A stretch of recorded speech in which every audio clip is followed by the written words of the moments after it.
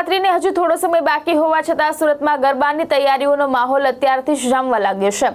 અલથાણ વિસ્તારમાં Bhavin's millennium garba group એટલે કે BMGG દ્વારા ગરબા ક્લાસનું ભવ્ય ઉદ્ઘાટન કરવામાં આવ્યું હતું, જેમાં મોટી સંખ્યામાં ગરબા રસિકો ઉપસ્થિત રહ્યા હતા। સુરતના અલથાણ વિસ્તારમાં આવેલા Althan Bhatar community hall Soham circle નજીક ભાવિન્સ મિલેનિયમ ગરબા ગ્રુપ દ્વારા ગરબા ક્લાસનું ભવ્ય ઉદ્ઘાટન કરવામાં આવ્યું હતું। કાર્યક્રમમાં મોટી સંખ્યામાં યુવાનો, મહિલાઓ અને બાળકો ઉત્સાહભેર જોડાયા હતા। કાર્યક્રમ દરમિયાન આગામી નવરાત્રી માટેની તૈયારીઓ, નવી બેચ, તાલીમ પદ્ધતિ તેમજ વિવિધ ગરબા શૈલીઓ અંગે વિસ્તૃત માહિતી આપવામાં આવી હતી। BMGG દ્વારા ગરબા પ્રેમીઓને #રમવા આવો અભિયાન સાથે જોડાઈ નવરાત્રીની ઉજવણી માટે અત્યારથી જ તૈયારી શરૂ કરવા આમંત્રણ આપવામાં આવ્યું છે। કાર્યક્રમ દરમિયાન ઉપસ્થિત ગરબા પ્રેમીઓએ નવા ક્લાસની શરૂઆતને આવકારી હતી અને નવરાત્રી પૂર્વે જ મળતી તાલીમને લઈને ખુશી વ્યક્ત કરી હતી। મારું નામ ભાવિન કડીવાલા છે।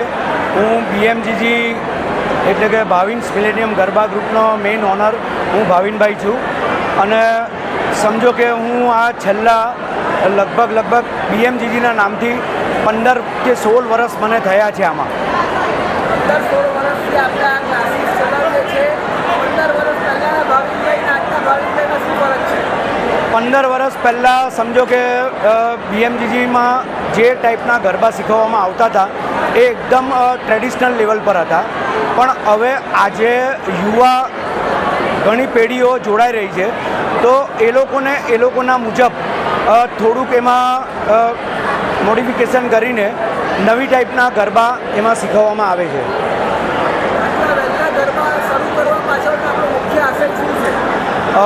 આટલા વહેલા ચાલુ કરવાનો મેઇન ઉદ્દેશ્ય તો એક જ હોય છે કે જેથી કરીને એ લોકોને નવરાત્રિના 10 દિવસ રમવા માટે જે 4 કલાક અને 5 કલાક નોન સ્ટોપ રમવાનું હોય તો એ સ્ટેમિના બિલ્ડઅપ કરવા માટે એ લોકોએ પ્રેક્ટિસની ઘણી જરૂર હોય છે, તો જેથી કરીને એ પ્રેક્ટિસ એ અહીં 4 મહિના ગરબા ક્લાસના દરમિયાન એ લોકોને મળી રહે છે।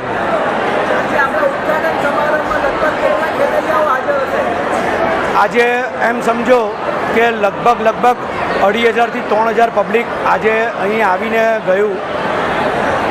શું લાગે છે આખા 4 મહિના દરમિયાન તમારા BMGG ક્લાસમાં કેટલા ખેલૈયાઓ જોડશે?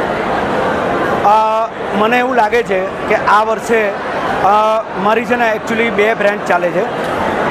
પાલમાં લગભગ 500 પબ્લિક થઈ જશે અને અહીં 1500+ થવાની, અલથાણમાં 1500+ થવાની 99% તો પોસિબિલિટી છે।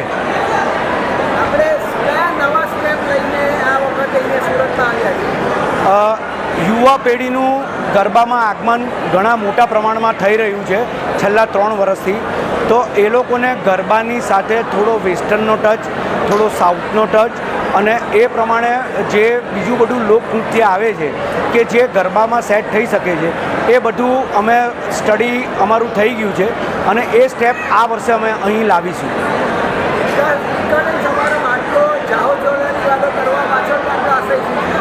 ઉદ્ઘાટન આટલું જાઓ જલાલી કરવાનું કારણ એક જ હોય છે, કારણ કે મા અંબે કોઈ પણ દિવસ શાંત રીતે નથી આવતા। એ દરેક ઘરોમાં કે દરેક સંસ્થામાં એ ગાજતે વાજતે જ આવે છે અને અમે પણ આ જ પ્રથાને અપનાવીને અમે આ જ રીતે લાવ્યા છે। સુરતના ખેલૈયાઓને એક જ મેસેજ છે, બસ શાંતિથી રમો અને ગરબાને એન્જોય કરો, એને પર્સનલી નહીં બનાવો અને સારી રીતે રમીને એને ફૂલ રીતે એન્જોય કરો। મારું નામ અમી ભાવિન છે। હું BMGGનું સંચાલક કરું છું અને આ વર્ષે અમે લોકો BMGGમાં એટલું બધું નવું લાવવાની ટ્રાય કરી રહ્યા છે કે યુવા પેઢી, મિડલ નું જે વચ્ચેનું જનરેશન છે તે એની ઉપરનું જનરેશન બધા લોકોને મજા આવી શકે અને એ લોકો બધા રમી શકે।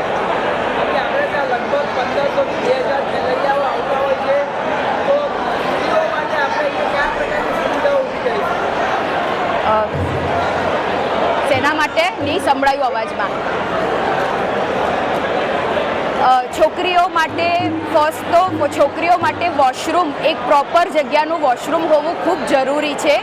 તો એની અમે લોકોએ સુવિધા બરાબર જોઈને રાખી છે અને જ્યાં સુધી ક્લાસમાંથી છોકરીઓ બરાબર પોતાના ઘર જવા માટે નીકળી નહીં જાય ત્યાં સુધી અમે અહીંયા હાજર રહીને એ લોકોનું પ્રોપર ધ્યાન રાખીએ છીએ કે છોકરીઓને કોઈ બી રીતે કોઈ અસુવિધા ન થાય, કોઈ છોકરાનું કંઈ હેરાનગતિ હોય કે કંઈ બી હોય તો અમે અમારી રીતે એમાં સેટલમેન્ટ કરી લઈએ છીએ અને જ્યાં જેને બોલવાનું હોય એ બોલી દઈએ છીએ. સેફટી માટે આપણે કયા પ્રયત્નો કરીએ છીએ? સેફટી માટે તો એ લોકોને જલ્દી જવા માટે ઘરે જલ્દી જવા માટે પણ એક છોકરીઓ માટે અમે સાંજે કે ભાઈ 6 થી 7 તમે આવો, રમો, જાઓ એવા બેચ તો નથી હોતા પણ એ લોકોને જલ્દી આવવાનું એક કહીએ છીએ અને રાત્રે પણ જ્યાં સુધી એ લોકો ઘરે જવા માટે નહીં નીકળી જાય ત્યારે અમે પૂરેપૂરું ધ્યાન રાખીએ છીએ કે કોણ જે બહાર છે કોણ ગયું છે એનું અમે ધ્યાન રાખીએ છીએ. ટ્રેનરો લોકોને શીખવવા માટે બીજા એક પ્રકારની હોય છે. ટ્રેનરો છોકરીઓ માટે અલગ એક ટ્રેનર લેડી ટ્રેનર પણ હોય છે અને બીજા પણ અમારા જે ટ્રેનર છે તે ઘણા વિશ્વાસુ છે કે અમે કોઈ દિવસ એમના માટે અમારે જોવું નથી પડતું. શું નવું લઈને આવ્યા છે આ વર્ષે આપણે? આ વર્ષે બધા સ્ટેપમાં ગરબાના ઓરિજિનલ સાંસ્કૃતિક સ્ટેપ, વેસ્ટર્ન સ્ટેપ બધું ભેગું કરીને એક નવા સ્ટેપનું અમે લોકોએ આયોજન કરવાના છે.